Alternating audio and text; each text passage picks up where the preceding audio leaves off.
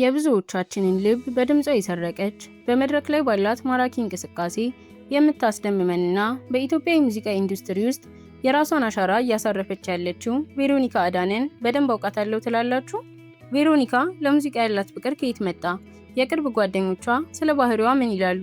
ዛሬ ስለ ቬሮኒካ አዳነ ማንም ያልነገራችሁን አስገራሚ ታሪኮችን የፍቅር ህይወቷን ጨምሮ በዝርዝር ይዘንላችሁ ቀርበናል። እስከ ቪዲዮ መጨረሻ አብራችሁን ሁኑ። ቪዲዮውን እስከ መጨረሻው ካልተመለከታችሁ ከሰሞኑ ያጋራችሁ መልእክት ጨምሮ ብዙ ነገር ያመልጣችኋል። ከ5 ዓመት በፊት ስሟን እንኳን የሚያውቁት በሚሊዮን የሚቆጠሩ አድናቂዎቿ ዛሬ ግን የእሷን ስራዎች ሳይሰሙ ውሏቸው አይሰምርም። እስኪ አሁን ስለ ቬሮ ምርጥ 6 ነገሮችን ልንገራችሁ። አንደኛ፣ ቬሮኒካ በጣም ምርጥ ምግብ አብሳይ ስትሆን በተለይም የሀገር ቤት ምግቦችን ማዘጋጀት ትወዳለች። ይህ ደግሞ መዝናኛዋም ጭምር ነው። ሁለተኛ፣ ቬሮኒካ ለቤት እንስሳት በተለይም ለድመቶችና ለውሾች ልዩ ፍቅር አላት። በትርፍ ጊዜዋ ከቤት እንስሳቶች ጋር ማሳለፍ ትወዳለች። ሶስተኛ፣ የአስቴር አወቀ ቀንደኛ አድናቂ ናት። ቬሮኒካ ለጥበብ ያላትን ፍቅር ያሳደገችው የአስቴር አወቀን ዘፈኖች እየሰማች ነው። አስቴር ለኔ ንግስት ናት ትላለች። አራተኛ፣ ምንም እንኳን በሙዚቃ ብትጠመድም ቬሮኒካ በትምህርቷ እጅግ በጣም ጎበዝ ነበረች። አምስተኛ፣ ቬሮኒካ በማንኛውም ትልቅ ኮንሰርት መድረክ ላይ ከመውጣቷ በፊት ለጥቂት ደቂቃዎች ብቻዋን ሆና የመጸለይና ትኩረቷን የመሰብሰብ ልምድ አላት። ስድስተኛ፣ ለመጀመሪያ ጊዜ በሙዚቃ ስራ ያገኘችው ክፍያ በጣም ዝቅተኛ የነበረ ቢሆንም ያን ገንዘብ ዛሬም ድረስ ለትዝታ ያክል በቁም ሳጥኗ ውስጥ እንደምታስቀምጠው በአንድ ቃለ መጠይቅ ፍንጭ ሰጥታለች። ለቻናላችን አዲስ ከሆኑ ሰብስክራይብ፣ ቪዲዮን ደግሞ ላይክ ማድረግ አይርሱ። እስኪ ቬሮኒካን በአንድ ቃል ግለጿት ብትባሉ እንዴት ትገልጿታላችሁ? ኮሜንት ላይ አስቀምጡልን። ስለ ቬሮኒካ አዳነ ስናወራ ስለ ፋሽን ሳናነሳ ማለፍ አንችልም። ቬሮኒካ በኢትዮጵያ የሙዚቃ ኢንዱስትሪ ውስጥ የአለባበስ አብዮት ፈጥራለች ቢባል ማጋነን አይሆንም። የምትለብሳቸው ልብሶች፣ የምታደርጋቸው የፀጉር ስታይሎችና ሜካፓ ሁልጊዜም መነጋገሪያ ናቸው። ብዙዎች አለባበሷ ከኢትዮጵያ ባህል ጋር አይሄድም በሚል ይተቿታል።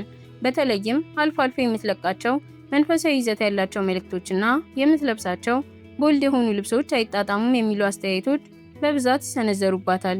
ቬሮኒካ ግን ለእነዚህ ትችቶች የምትሰጠው ምላሽ ግልጽ ነው። እኔ ራሴን ሆኜ ነው መኖር የምፈልገው ትላለች። በመንፈሳዊ ህይወቷና በስራዋ መካከል ያለውን ሚዛን ለመጠበቅ እንደምትሞክርና ፈጣሪን እንደምትወድ በቃለ መጠይቆቿ ትገልጻለች። ይህ ጥንካሬዋ ደግሞ ብዙ ወጣት ሴቶች ራሳቸው እንዲሆኑ አበርትቷቸዋል። ታዲያ ቬሮኒካ አዳነ ከሰሞኑ አንድ ያልተጠበቀ መልእክት በሶሻል ሚዲያዋ ላይ አጋርታለች። መልእክቱ እንዲህ ይላል። ከዛ በፊት ግን ላይክና ሰብስክራይብ ማድረጋችሁን አረጋግጡ። ቬሮ እንዲህ ስትል መልእክቷን ትጀምራለች። የመድኃኒዓለምን ስም ስጠራ እሱን እንከተላለን የሚሉ ያስጮኋቸዋል። የእሱን ስም ከኔ አፍ ሲሰሙ እላያቸው ላይ ያለ መንፈስ ቪዲዮ ያሰራቸዋል፣ ያቅበጠብጣቸዋል። እሱ እኮ እንደናንተ ሃይማኖተኛ አይደለም። ደቀ መዛሙርቱን ሲመርጥ ከየት እንደመረጣቸው ዞር ብላችሁ እስኪ። ማቴዎስ እኮ ቀረጥ ሰብሳቢ፣ ሁሉም የሚያገሉት፣ ማንም የማይጠጋው አንድ ኃጢአተኛ ሰው ነው የነበረው። ሲመርጠው ግን ጌታችን መድኃኒታችን ኢየሱስ ክርስቶስ ልቡን ነበር ያየው። ሲመርጠው ስንቱ ደቀ መዛሙርት ነው ተው ያሉት። ጴጥሮስ እንኳን እንዴት እሱን ትመርጣለህ ብሎ ጠይቋል። እግዚአብሔርን እናውቃለን የሚሉት ጫጫታ ለኢየሱስ ጉዳዩ አልነበረም። እሱ ሲመርጥ ኃጢአተኞችን ነው። ዛሬ መጽሐፍ ቅዱስን የሚያክል የነፍስ ቤዛ ጸሐፊ አድርጎ ማቴዎስን ሾመው። ግድ የላችሁም አትታበዩ። እኔ ላይ ጣት ከመጠቆም ይልቅ ትናንትና አሁን ለሰራችሁት ኃጢአት ንስሐ ግቡ። ንስሐ ስትገቡ ግን በቬሮኒካ ላይ የታዘባችሁትን ኃጢአተኛ ብላችሁ እጃችሁን የጠቆማችሁትንም እንዳትረሱ። ሌላው ደግሞ ከሰሞኑ የገረመኝ አቤት ፈጣሪን ባልደገፍ ኖሮ ግን ስንት አውሬ ሊበላኝ ነበር የኔ አምላክ። ጠላቶቼን እኔ እጠብቃለሁ፣ ከወዳጆቼ አንተ ጠብቀኝ የሚለው እውነት ነው ለካ። ወዳጅ መስሎ አጠገቤ ስንቱ ጎዳኝ፣ ስንቱን ፊት የጣለልኝ። አሁንም በስክሪን ቬሮኒካ ወዳጄ ነች እያሉ ከጀርባ ግን ለኔ መውደቅ እየለፉ ያሉትን እጄ ላይ ጣለልኝ። በቅርቡ ከፈጣሪ ጋር አወጣዋለሁ። ትምህርት መማማሪያም ያደርጋቸዋል። ብቻ ግን እሱን ተደገፉ፣ ማንም አያነቃንቃችሁም የሚል ነበር። የሚያውቋት ሰዎች እንደሚሉት ከሆነ ቬሮ በጣም ተግባቢ፣ ሳቂታና በራስ መተማመኗ ከፍተኛ የሆነ ወጣት ነች። ጓደኝነት ለእሷ ትልቅ ትርጉም አለው። ታማኝነት በጓደኝነት ውስጥ ዋነኛው መስፈርቷ ነው። ብዙ ጓደኛ ከማብዛት ይልቅ ጥቂት ግን እውነተኛ ጓደኞችን መያዝ ትመርጣለች። በጓደኞቿ ዘንድ ተጫዋችና አዳማጭ ተብላ ትታወቃለች። በሌላ በኩል ደግሞ ግብዝነትንና ውሸትን በጣም ትጠላለች። ቬሮኒካ የግል ህይወቷን በሚስጥር መያዝ ትመርጣለች። በተለያዩ ጊዜያት በፍቅር ጉዳይ ላይ ከታዋቂ ሰዎች ጋር ስሟ ተነስቷል። እኔ ከስንቱ ሰው ጋር ተዳርኩ። በሐሜት ብዙ አለሽ፣ በጣም ብዙ ሰው አይደል? እሷ ግን ትኩረቷ በስራዋ ላይ ብቻ እንደሆነ በተደጋጋሚ ትገልጻለች።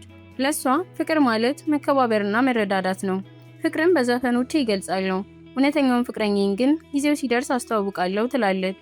ፍቅር በራሱ ጊዜ የሚመጣ እንጂ የሚታደን አይደለም የሚል እምነት አላት። እግዚአብሔር ሲፈቅድ ነው። ደግሞ ምንድነው የሚባለው? ያለ ወቅቱ ሚዛን በዝናብ እኮ ሰብል ያበላሻል አይደል? አዎ፣ ያለ ወቅቱም ጋብቻ ደግሞ ህይወት ያበላሻል።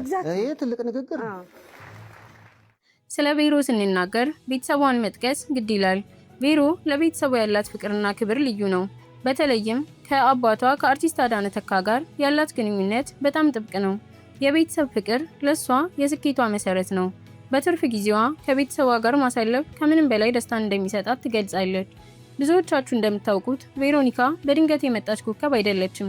ልጅቷ በመንፈሳዊ ሕይወት ውስጥ የታነጸችና በመዘምራን ቡድን ውስጥም ጭምር ድምጿን ስታሰማ የነበረች ልጅ ነች። ይህም ለድምጿ ጥራትና ለከፍተኛ ሬንጅ መኖር ትልቁን መሰረት ጥሏል። ቤተሰቦቿ ለሙዚቃ ያላትን ፍቅር ቢረዱም ትምህርቷን እንድታጠናክር ትልቅ ፍላጎት ነበራቸው።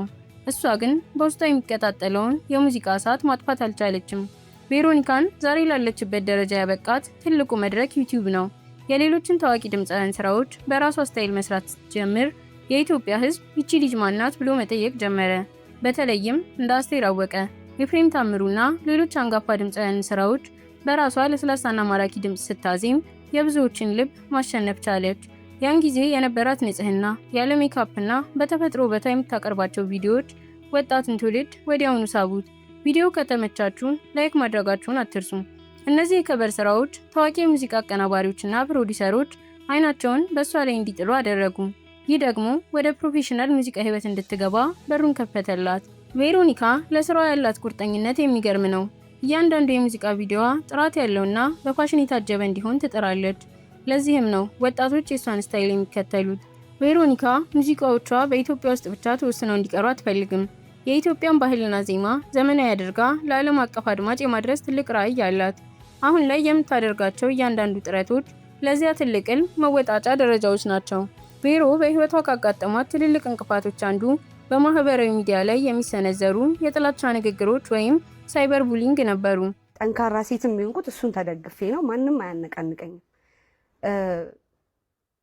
ግን በሱ ድረስ ተመቶብኝ ያውቃል። ማለት ሃይማኖቷን እንደዚህ አይደለችም፣ 666 ነች።